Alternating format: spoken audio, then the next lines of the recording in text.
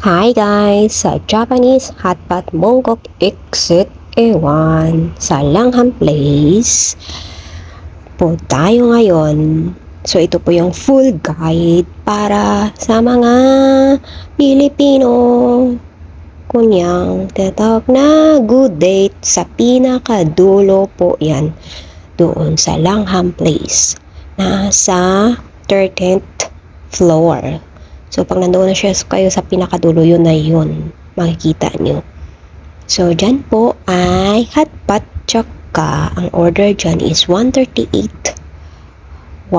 May 98 yung seafood. Yung karne yung 138, 158. Ganyan yung mga prices.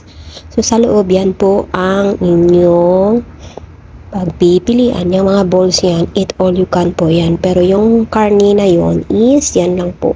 Isang order is 138, 168, ganyan. Kung seafoods is 98, yan ay isang order. Pero yung mga iba dyan, mga bowls, mga vegetables po ay eat all you can. Kung hanggang saan kaya ng tiyan nyo.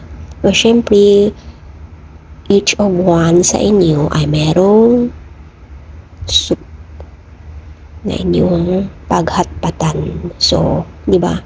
Individual po 'yan. May sarili kayong lutuan. So, feel at home talaga dyan. May enjoy nyo ang inyong hotpot. Japanese hotpot. So, sa aming experience, hindi ko naman or hindi namin nauubos yung isang order nga namin. Pinipilit na lang.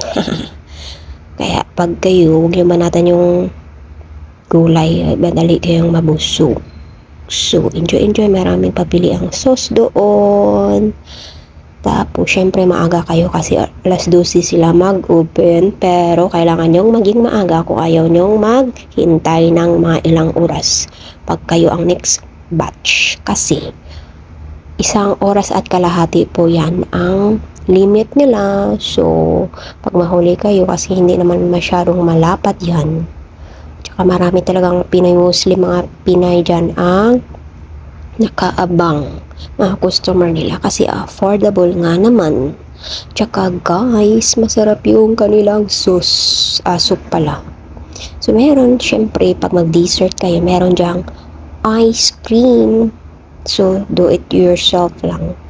So, syempre kami, lahat ng nilalagay ko na para matikman lahat. Hindi naman niya mag-kontra kasi puros naman niya matatamis, no? So, lagay ng lahat. Lagay mga nuts dyan. Ano pang mga syrup dyan na may black, may red. Tsaka may puti. Hindi ko alam mo yung mga pangalan dyan. Basta, nagtimpla lang ako dyan, no? So, yan naman kasali sa bayad. So, enjoy. Meron ding mga drinks dyan. Pili-pili din kayo. May 7-Up, may Coke, may tea, may lemon, may coffee. Syempre, nag-coffee ako dyan kasi kailangan ko ng coffee. So, ayan na. Enjoy our ice cream.